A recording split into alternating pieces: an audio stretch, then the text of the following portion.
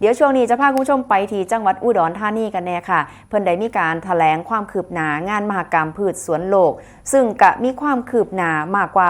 50%แล้วค่ะโดยนายราชันสุนหัวนะคะผู้ว่าราชการจังหวัดอุดรธานีพร้อมด้วยหน่วยงานที่เกี่ยวข้องทั้งภาครัฐและก็บริษัทผู้รับจ้างดำเนินการก่อสร้างร่วมกันแถลงความคืบหน้าล่าสุดและก็ความพร้อมของจังหวัดในการเป็นเจ้าภาพจัดงานมหกรรมพืชสวนโลกจังหวัดอุดรธานีปี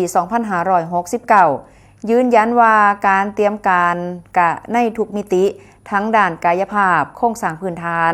การมีส่วนร่วมจากทุกภาคส่วนมีความคืบหน้าไปหลายแห่งและก็พร้อมที่จะต้อนรับนักท่องเที่ยวจากทั้งในประเทศและก็ทั่วโลกกว่า 3.6 ล้านคนโดยจังหวัดอุดรธานีได้มีการขับเคลื่อนโครงการอย่างเต็มกำลังโดยมีความคืบหน้าเป็นรูปธรรมในหลายด้านทั้งด้านพื้นที่การจัดสถานที่พื้นที่จัดงานหลักอยู่ที่พื้นที่ชุ่มน้ำหนองแด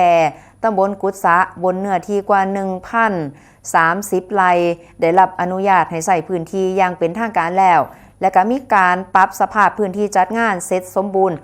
100% แล้วในส่วนของเรื่องของระบบสาธารณูปโภคต่างๆในตอนนี้มีการส่งมอบและก็ติดตามความคืบหน้าจากหน่วยงานที่เกี่ยวข้องไม่ว่าจะเป็นทางกฟผ.ในการวางระบบไฟฟ้ารฟท.ที่เตรียมก่อสร้างสถานีรถไฟชั่วคราวบริเวณทางเขางาน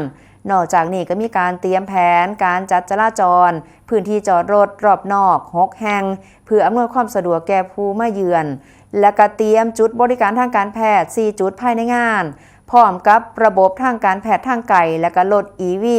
รับส่งผู้ป่วยสำหรับการปรับเรื่องของผู้มีทัศน์และก็งานสวนมีความคืบหน้าไปหลายมากกว่าการวางแผนงานไปแล้วตอนนี้พร้อมทั้งมีการจัดทำอารยสถาปัตย์ให้บริการเด็กผู้สูงอายุผู้พิการในพื้นที่หนองแดที่ใส่จัดงานรวมถึงบริเวณพื้นที่อื่นๆก็มีการเตรียมงานถือว่ามีความพร้อมแล้วตอนนี้นั่นเองค่ะ